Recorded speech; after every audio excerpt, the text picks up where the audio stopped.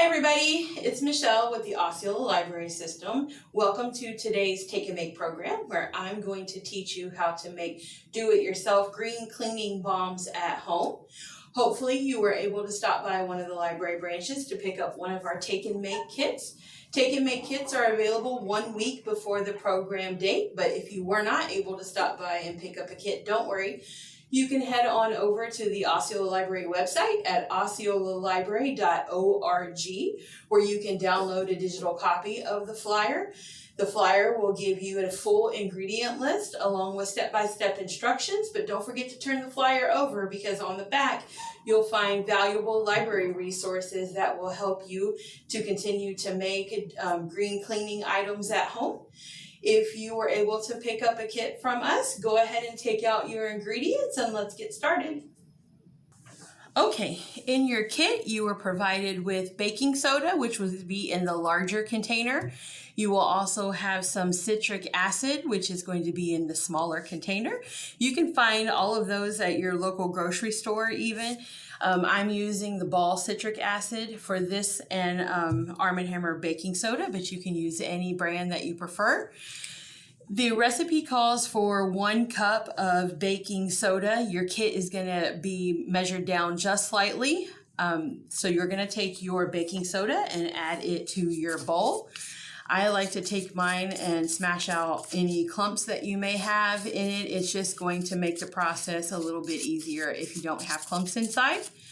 Next, you're going to take your citric acid and add that into your baking soda.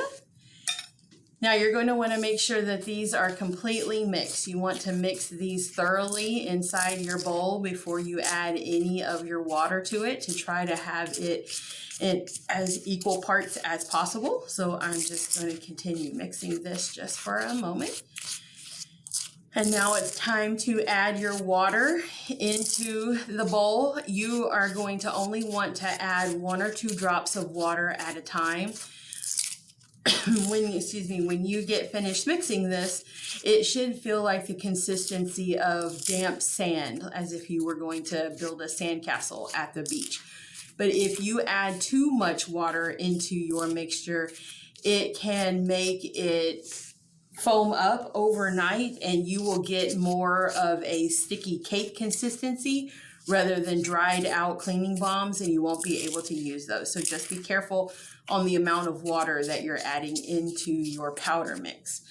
So I'm going to go ahead and add just a few drops.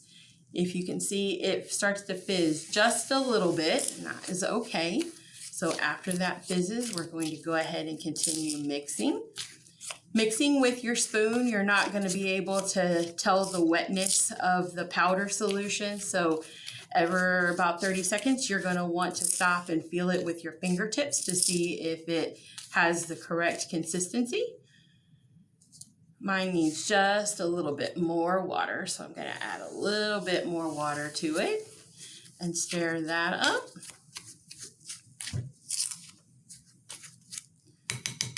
I like to mix mine with my fingers, that way I can tell for sure. And mine is just the right consistency. I can feel it just like it would be on a nice day at the beach. The sand feels just like this.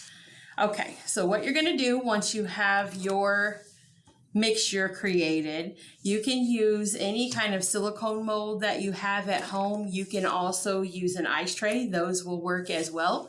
But you're going to want to either spoon or use your fingers to get the powder into the grooves of the silicone mold or the ice tray. And you're going to want to pack those in pretty tight. You only want to fill it to about 3/4 of the depth of the silicone mold because it will expand slightly up into the top, so you'll have a nice full cube or shape. Just fill it about 3/4 of the way full. Continue filling those until all of your molds are filled. This powder's creation here will create quite a few different molds, so different cubes. So you'll have plenty of little cleaning cubes once you're completely finished with everything. So I'm just going to keep making a little mess here and filling up my molds. Once you fill these molds, you're going to want to store them in a dry place overnight, at least 12 hours. This will allow the cubes to set and dry a little bit into the shape of your molds before you store them away. I have made a little bit of a mess here, but once you've got those into your molds and got them pressed down a little bit, you are all finished. So you can set those aside to dry overnight. Okay, after those have dried overnight for at least 12 hours, you can pop them out of your silicone mold and store them into an airtight or glass jar container like I have here. You can store these for up to 2 to 3 months, so you don't have to worry about using them right away.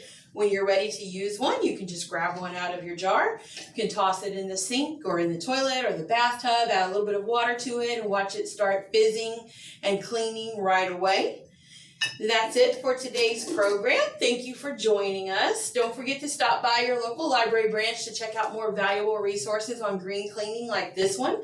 This is The Organic Home by Natalie Weiss. There are tons of resources over there at your fingertips, so stop in and grab a few. Until our next Take and Make program, have a great day, guys. Thank you. Bye-bye.